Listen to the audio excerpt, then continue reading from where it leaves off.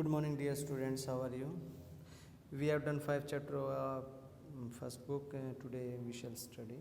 We shall begin our second book for political science, contemporary politics in contemporary world. So the first chapter of this book we are going to begin today. Let us begin. Chapter first, the Cold War era. The शीत युद्ध का दौर. Overview. First of all we shall do overview means परिचय, जो इसका introduction है वो करेंगे.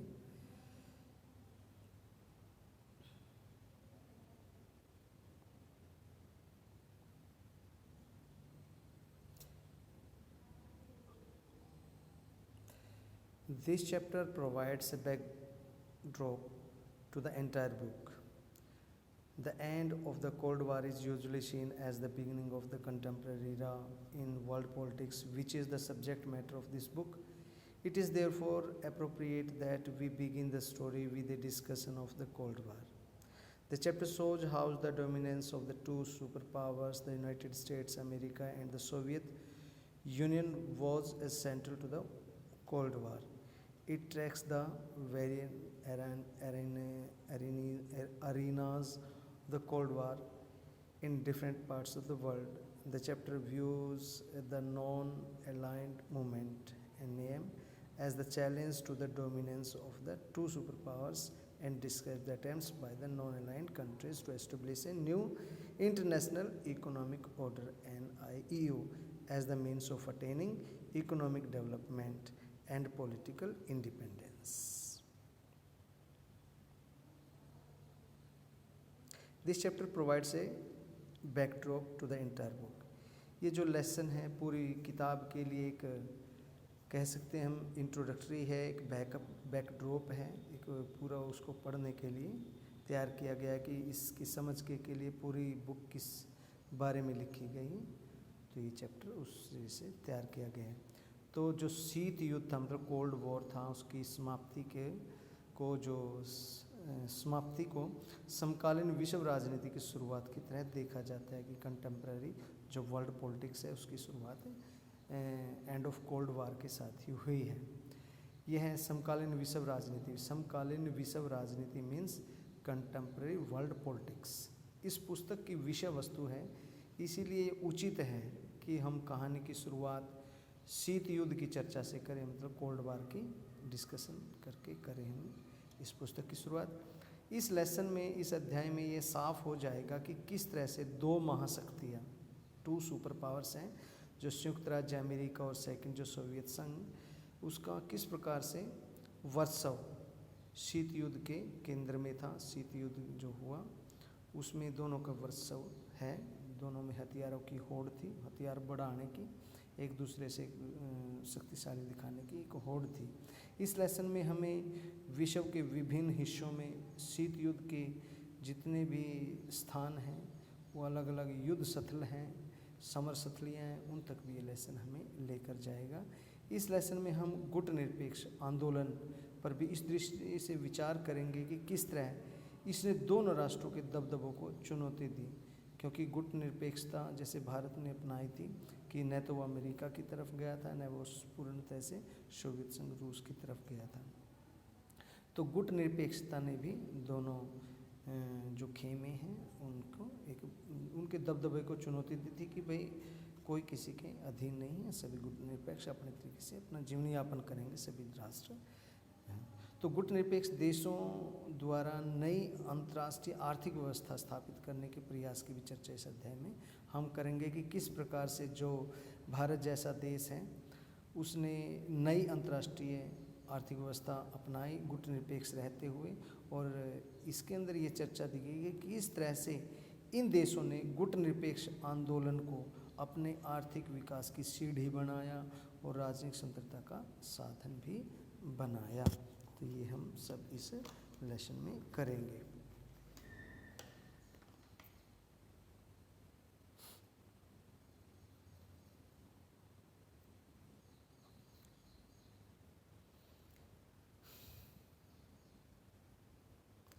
This chapter shows how the dominance of the two superpowers, the United States of America, was the central to the Cold War. It tracks the various arenas of the Cold War in different parts of the world. The chapter views the non-aligned movement (NAM) as a challenge to the dominance of the two superpowers and describes the attempts by the non-aligned countries to establish a new international economic order (NIU) as a means of attaining economic development and political independence.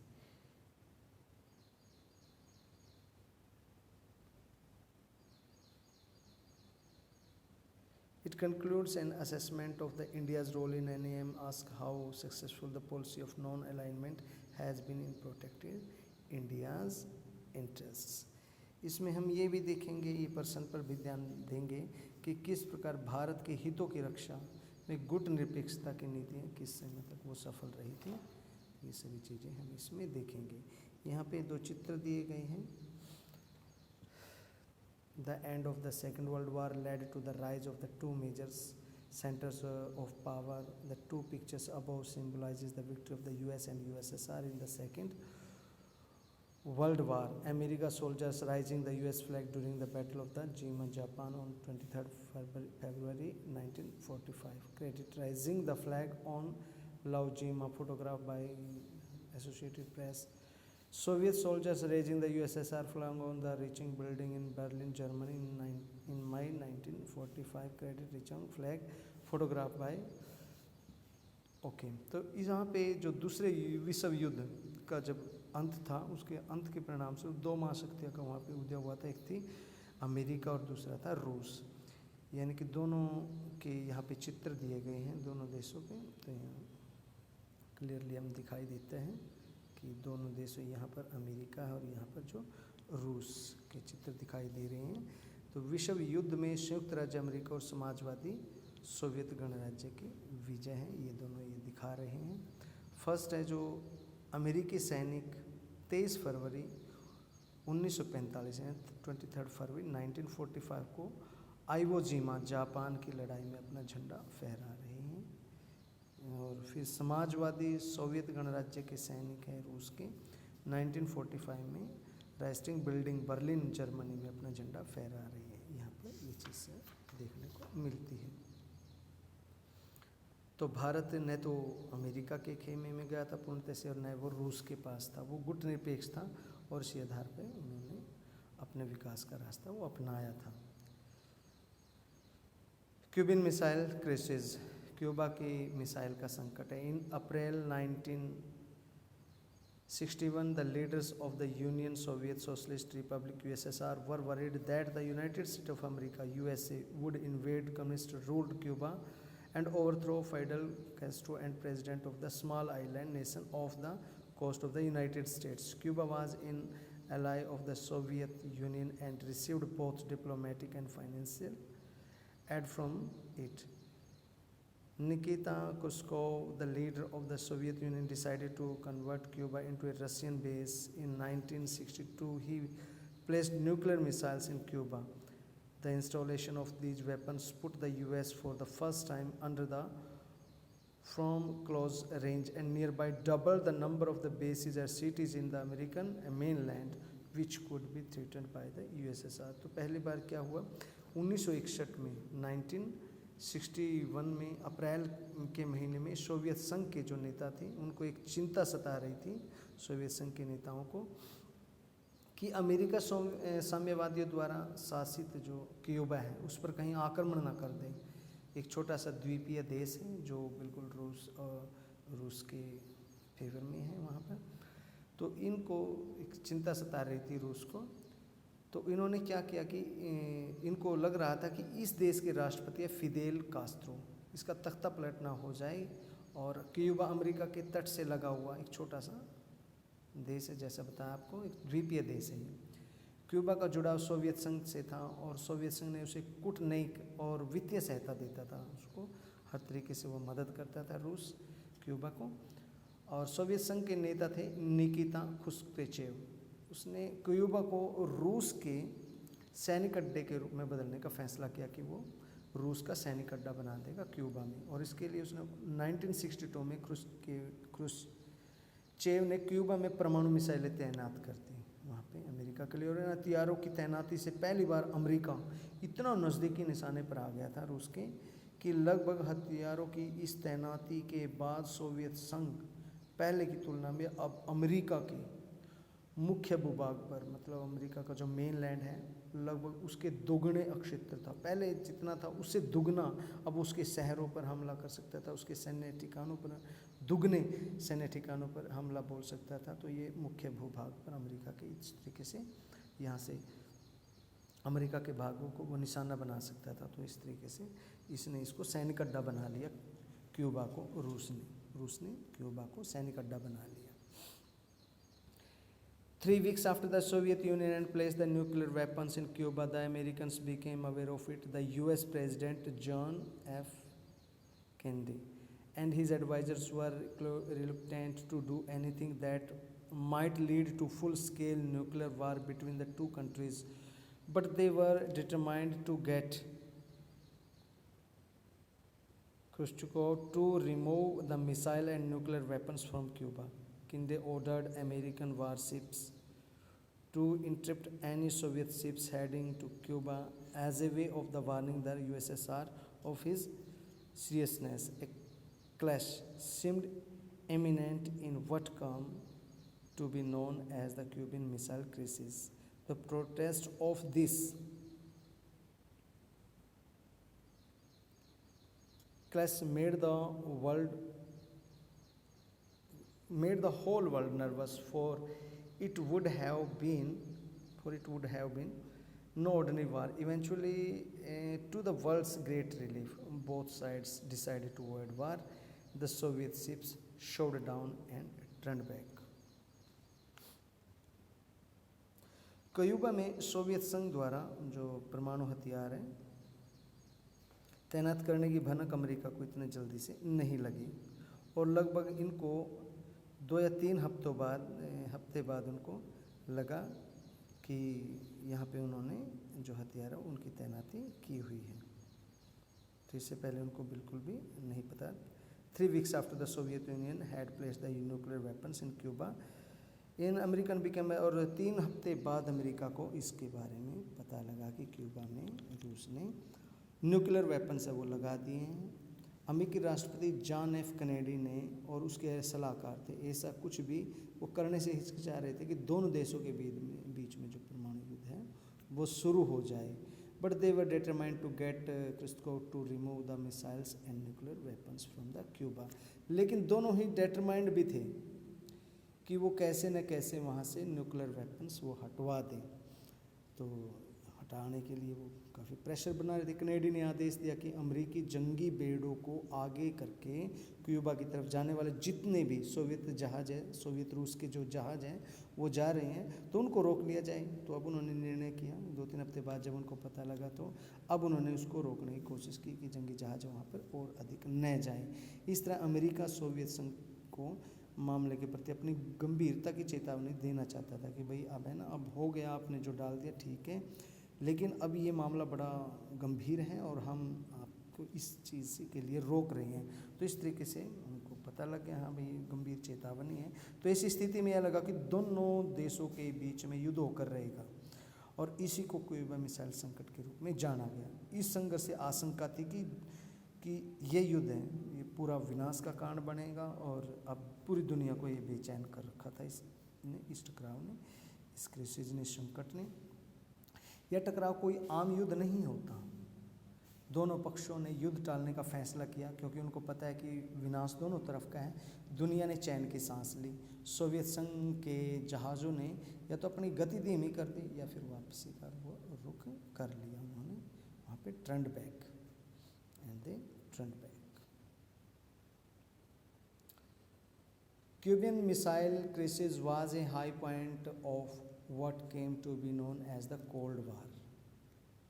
यही जो समय था वो cold war के रूप में इसको जाना गया। क्यूबा मिसाइल संकट के ये शीत युद्ध का चरम बिंदु था। और इसी को कोल्ड वार माना गया। The cold war refer to the competition, the tensions and a series of confrontation between the United States and Soviet Union backed by the respectively alliance. Fortunately, however, it never escalated into a hot war. That is a full-scale war between these two powers.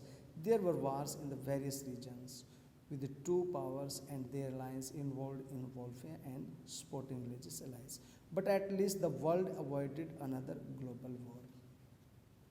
कोई भी missile संकट जो है शीत युद्ध का, ये कह सकते हैं कि पूरा जोर था यहाँ पर। शीत युद्ध सोवियत संघ और अमेरिका तथा इसके जितने भी साथी देश थे उनके बीच में प्रतिद्वंद्विता, उनके बीच में तनाव, संघर्ष की एक श्रृंखला के रूप में जारी रहा।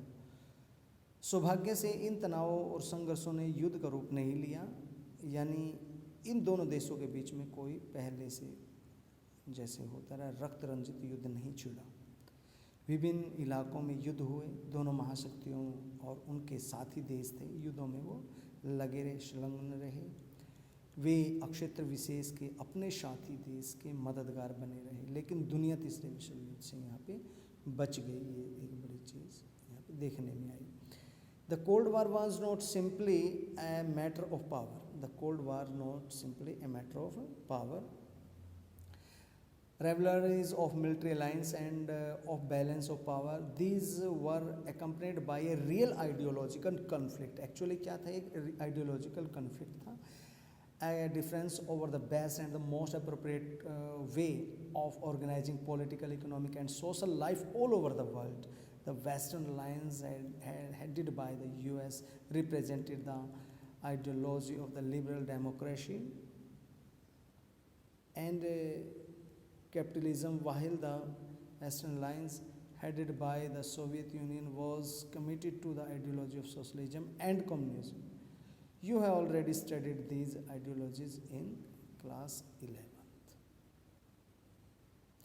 तो यहाँ पे एक दिमाग में बात आती होगी कि भाई ये जोर आजमाइश का दौर था, सैनिक गठबंधन का जो दौर था, शक्ति संतुलन का मामला, ऐसा समझ रहे थे कि सभी शक्ति संतुलन बना रहे थे, लेकिन ऐसा नहीं था। इसके ये था तो, लेकिन ऐसा साथ साथ में कि विचारधाराओं का भी युद्ध था। ये विचारधाराओं के स्तर पर एक वास्तविक संघर्ष जारी था। विचारधारा की इस लड़ाई में को लेकर, इस बात को लेकर थी कि पूरे विश्व में राजनीतिक, आर्थिक और सामाजिक जीवन को सूत्रबद्ध करने का सबसे बेहतर सिद्धांत कौन सा है, सोवियत संघ रूस से या फिर वो अमेरिका के विचारधारा से, जो लोकतांत्रिक विचारधारा थी वह थी। पश्चिमी गठबंधन का अगुवाई अमेरिका कर रहा था और गुट उदारवादी लोकतंत्र था, पूंजीवाद का समर्थक था यहाँ पर, और पूरे जो गठबंधन अगुवाई कर रहा था वो गठबंधन की। ये तो यहाँ पे एक विचार मैं बिल्कुल क्लियरली आपको बता देता हूँ कि अमेरिका में लोकतंत्र के लिए जोर पकड़ रहे थे, वो क्या कर रहा था, आइडियोलॉजी ऑफ लिबरल डेमोक्रेसी की। और जबकि रूस अपनी प्रतिबद्धता समाजवाद और साम्यवाद के लिए दिखा रहा था, और इसके बारे में आपने 11th में भी काफ़ी सारा पढ़ा है। आप आई hope you have understood. Next is what is cold war. शीत युद्ध क्या चीज़ है? तो शीत युद्ध ये है कि वहाँ पे हथियारों की होड़ थी दोनों देशों के बीच में, रूस में और दूसरा अमेरिका में। युद्ध तो समाप्त हो गया था जो 1945 को मित्र राष्ट्र और ध्रुवी राष्ट्र थे दोनों के बीच में जो एक द्वितीय विश्व युद्ध 1939 से 1945 के बीच में चला था। तो यानी कि मित्र राष्ट्र में थे जैसे अमेरिका, सोवियत संघ थे, ब्रिटेन, फ्रांस थे, और जो ध्रुवी राष्ट्र में जर्मनी, इटली और जापान थे, इनके बीच में ये युद्ध था। अब ये युद्ध समाप्त हो गया था, जैसे हिरोशिमा और नागासाकी पर बम गिराकर अब ये युद्ध जो टल चुका था। किंतु यहाँ पे जो देखने वाली चीज़ है,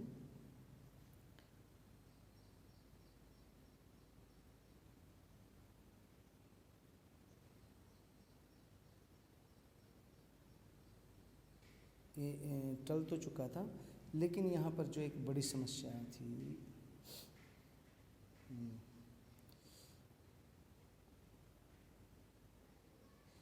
तो ये टल चुका है, ये क्या है भाई, एक सेकेंड, थोड़ा सा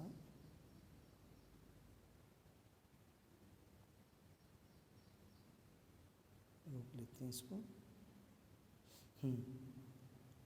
तो what is cold war? First of all, the end of the second world war is a landmark in the contemporary world politics.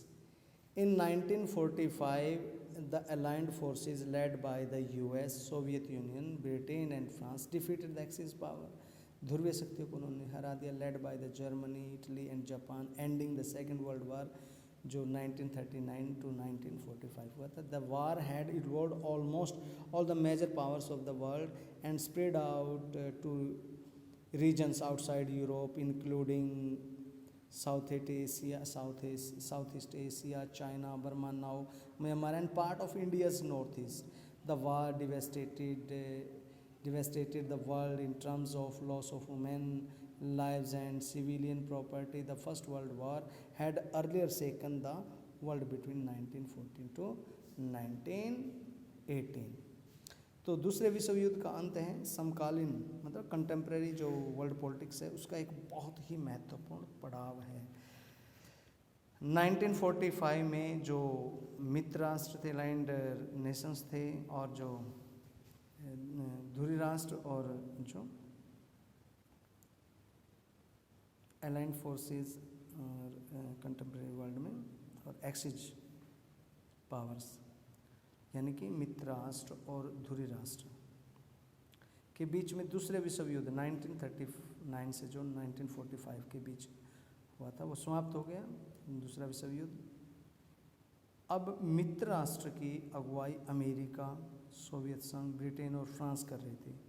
ध्रुवीय राष्ट्रों की अगुवाई जर्मनी, इटली और जापान के हाथों में थी। इस युद्ध में विश्व के लगभग सभी ताकतवर देश शामिल थे। यह युद्ध सभी देश इसमें शामिल थे।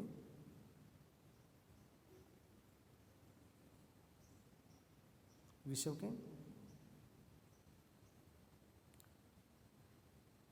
यह युद्ध यूरोप के बाहर के इलाकों में भी फैला, दूसरे क्षेत्रों में फैला। इसका विस्तार अगर देखा जाए तो एशिया में आया था। एशिया मतलब दक्षिण पूर्व एशिया में, चीन में, बर्मा में जो म्यांमार है, जावा, मात्रा, सुमाया, थाईलैंड, जम्बोडिया, इधर जो भी है जितना, एंड साथ में इंडिया के जो पूर्वोत्तर कुछ हिस्से थे, पूर्व मतलब आसाम से ऊपर जो आप देखते हैं। इस युद्ध में बड़े पैमाने पर जनहानि हुई, धनहानि हुई। 1914 से 1918 के बीच में पहले विश्व युद्ध ने जितना दुनिया को हिलाया था उससे भी ज़्यादा, उससे भी लगभग दुगना इस युद्ध ने पूरी दुनिया को हिला के रख दिया। ये बहुत ही भयंकर युद्ध था। The end of the second world war was also the beginning of the cold war. The war was ended when the United states dropped 2 atomic bombs on the Japan cities Hiroshima and Nagasaki in August 1945, causing Japan to surrender. Critics of the US decision to drop the bombs have argued that the US knew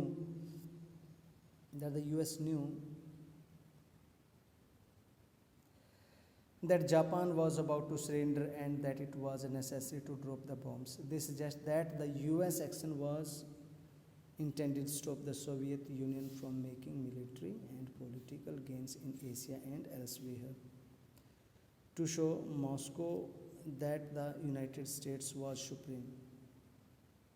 US supporters have argued that the dropping of the atomic bombs were necessary to end the war quickly and to stop further loss American allied lives.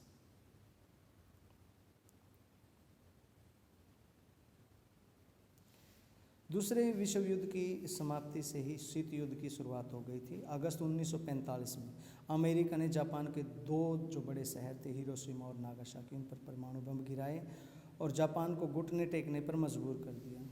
इसके बाद दूसरे विश्व युद्ध का अंत हुआ। परमाणु बम गिराने के अमेरिका के फैसले पर आलोचकों ने बहुत ही ज़्यादा तर्क वितर्क किए और अमेरिका को इस बात को जानता था कि जापान आत्मसमर्पण करने वाला। उन्होंने कहा कि अमेरिका को पता है ऐसा, तो ऐसे में बम गिराना जरूरी नहीं था। इन आलोचकों का मानना था कि अमेरिका की इस कार्रवाई का लक्ष्य सोवियत संघ को एशिया और अन्य जगहों पर सैन्य और राजनीतिक लाभ उठाने से रोकना था। वो चाहता था कि इस तरीके से रूस उनका लाभ न उठाए जापान का के साथ मिलकर। तो इस तरह इन लाभ को रोकने के लिए 2 बड़े शहरों का उसने विध्वंस कर दिया उनका। वह सोवियत संघ के सामने यह भी जाहिर करना चाहता था कि अमेरिका ही सबसे बड़ी ताकत है। अमेरिका के समर्थकों का वहाँ पे तर्क था कि युद्ध को अगर जल्दी से रोकना था, उसको जल्दी से समाप्त करने के लिए अमेरिका और साथी राष्ट्रों को आगे आके जनाने को रोकने के लिए परमाणु बम गिराना जरूरी हो गया था। विश्व युद्ध की समाप्ति का कारण कुछ भी हो, लेकिन इसका परिणाम बड़ा घातक हुआ था, ये सभी को पता है।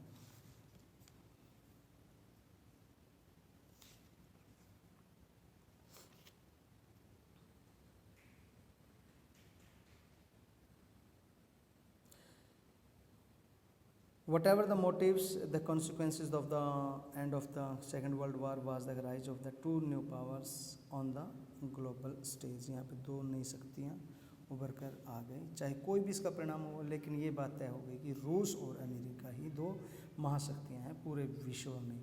With the defeat of the Germany and Japan, the devastation of Europe in many of other parts of the world, the United States and the Soviet Union became the greatest power in the world with the ability to influence events anywhere on the earth। अब दोनों ही ये देश हैं, ये दुनिया में सर्वोच्च स्थान इनको मिल गया और ऐसा हो गया कि यही एक बड़ी शक्ति है। इनके पास ये अक्षय क्षमता है जो विश्व के किसी भी देश में किसी भी स्थान पर कोई भी घटना प्रभावित कर सकते हैं। अमेरिका और सोवियत संघ का महाशक्ति बनने की होड़ में एक दूसरे मुकाबले खड़े होना ही ये शीत युद्ध का जो कारण बना था। While the Cold War was an outcome of the emergence of the US and US, 2 superpowers rival to each other, it was also rooted in the understanding that the destruction caused by the use of atom bombs is too costly for any country to bear. The logic is simple yet powerful. When 2 rival powers are in possession of nuclear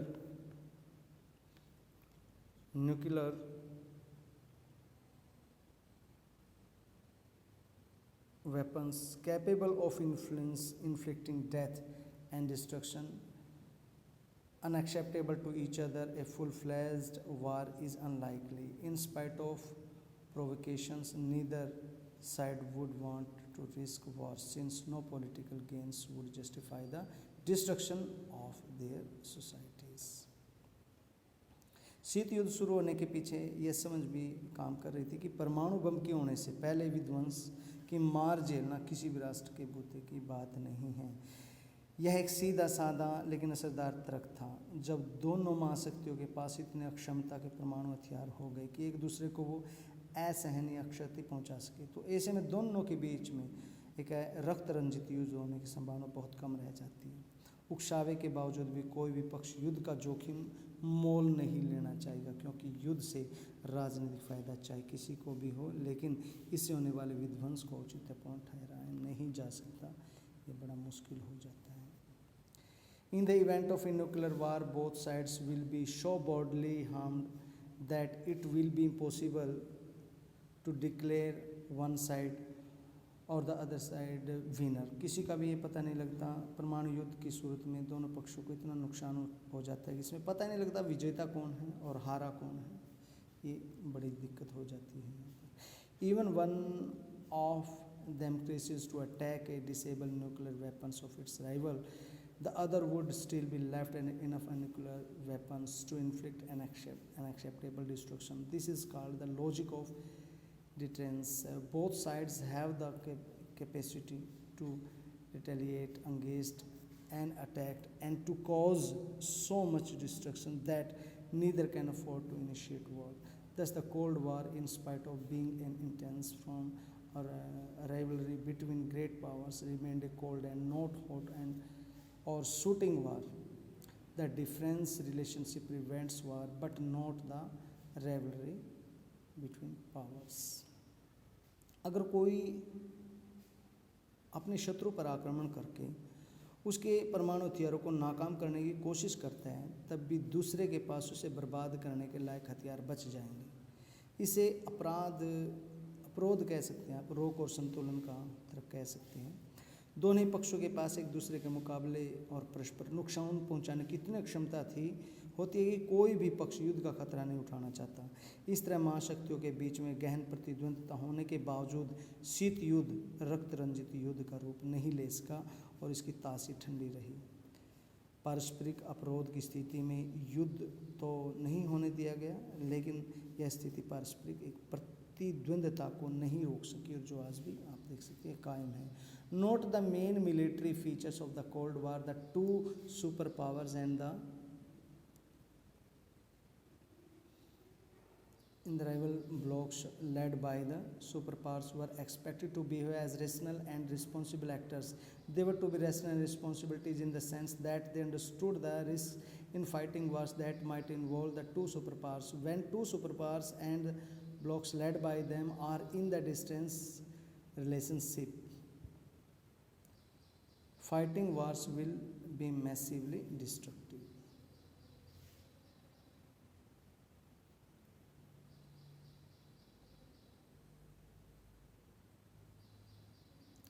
Responsibility therefore meant being restricted and avoiding the risk of another war. In this sense, the Cold War managed to ensure human survival. तो शीत युद्ध की जो प्रमुख सैन्य विशेषताओं पर अगर ध्यान दें, इसमें दो महाशक्तियाँ उनके अपने अपने गुट थे। दो महाशक्तियों के अपने अपने गुट थे और इसमें दो महाशक्तियों और उनके अपने अपने गुट होने के कारण परस्पर प्रतिद्वंदी गुटों में शामिल देशों से ये अपेक्षा की जाती थी कि वे तर्कसंगत और जिम्मेदारी से बड़ा व्यवहार करेंगे। ठीक है, ऐसा लग रहा था कि सभी अपने तरीके से अपनी जिम्मेदारी उठाएंगे और इन देशों को एक विशेष अर्थ में तर्कसंगत और जिम्मेदारी भरा बर्ताव करना था।